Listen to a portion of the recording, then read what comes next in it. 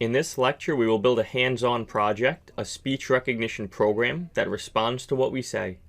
This project was actually one of my favorite hands-on projects to make when creating this course. I admit that video games are my favorite programming projects, but this speech recognition program is pretty cool.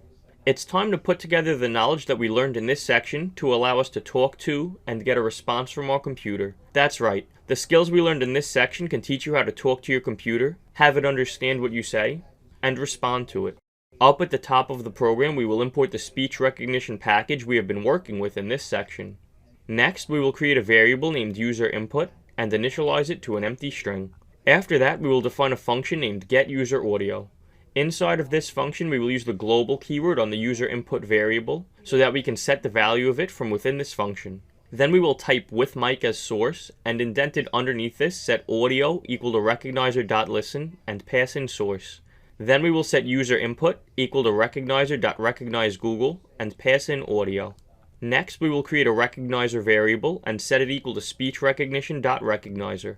After that, we will create a variable named mic and set it equal to speechRecognition.microphone. Remember, we can pass in a device index if we want to specify a specific microphone attached to our computer. After that, we will print out our first question, which will be what language are we learning in this course. The user will see this question printed out to the console. Then we will call the getUserAudio function. This code logic will get the response that the user says into their microphone so that it can be transcribed into text and used within the program. If the user input is equal to Python with a capital P or Python with a lowercase p, we will print out correct, we are learning Python in this course. Else we will print out sorry, wrong answer, we are learning Python in this course. Basically, if the user says Python, then we congratulate them. Any other response will hit the else statement. Then we will print out the next question, which will be which version of Python are we using. After that, we will call getUserAudio. This will get the user's vocal response and transcribe the text version of it, which we can then check in the program. If the user said 3 with a capital T, lowercase t, or the number 3, we will print out the message correct. We are using Python version 3. Else we will print out sorry, wrong answer. We are using Python version 3. The final question will be a little different. Instead of having right and wrong answers, the user will be able to respond however they want, and the computer will use that message in the statement it outputs.